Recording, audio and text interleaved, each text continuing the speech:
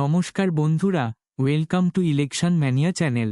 আজ আমরা আলোচনা করব 274 নম্বর গলসি বিধানসভা কেন্দ্র নিয়ে। 2014 সালের লোকসভা নির্বাচনে এই কেন্দ্র থেকে তৃণমূলের প্রাপ্ত ভোট 37.84%, বিজেপির অপ্রাপ্ত ভোট 16.67%, বামফ্রন্টের প্রাপ্ত ভোট 36.86% এবং কংগ্রেসের প্রাপ্ত ভোট 3.91%। এই কেন্দ্র থেকে তৃণমূলের মমতাজ সংঘমিত্রা বামফ্রন্টের শেখ শহীদুল হকের থেকে 1924 ভোটে এগিয়েছিলেন।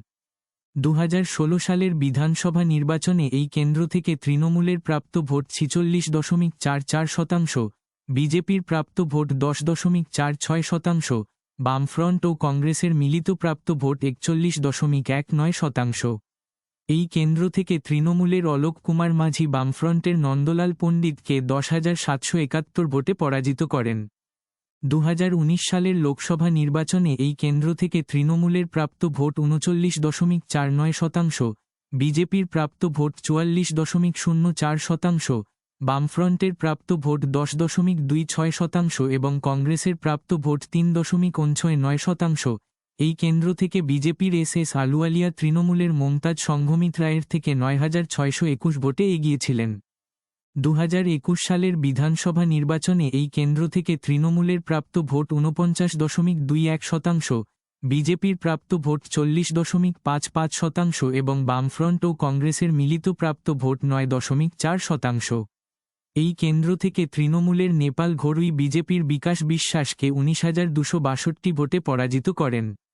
2024 সালের লোকসভা নির্বাচনে এই কেন্দ্র থেকে তৃণমূলের প্রাপ্ত ভোট 48.32%, বিজেপির প্রাপ্ত ভোট 38.97%, বামফ্রন্টের প্রাপ্ত ভোট 9.7% ও কংগ্রেস এই কেন্দ্রে কোনো প্রার্থী দেয়নি। এই কেন্দ্র থেকে তৃণমূলের কীর্তি আজাদ বিজেপির দিলীপ ঘোষের থেকে 20,754 ভোটে এগিয়েছিলেন। 274 নম্বর গলসি বিধানসভা কেন্দ্র। 2026 সালের বিধানসভা নির্বাচনে এই কেন্দ্র থেকে সম্ভাব্য বিজয়ী কে হতে চলেছে সেটার আগে জানিয়ে রাখি যে আগামী পর্বে ময়নাগুড়ি বিধানসভা নিয়ে আলোচনা করা হবে, তাই এরকম আরও তথ্য পাওয়ার জন্য চ্যানেলটি সাবস্ক্রাইব করে রাখুন। এই কেন্দ্রের মোট ভোটার 2,56,642।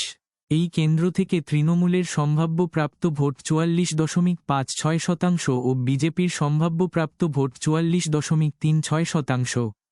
274 নম্বর গলসি বিধানসভা কেন্দ্র। 2026 সালের বিধানসভা নির্বাচনে হাড্ডাহাড্ডি লড়াইয়ের পরে এই কেন্দ্র থেকে সম্ভাব্য বিজয়ী হতে চলেছে।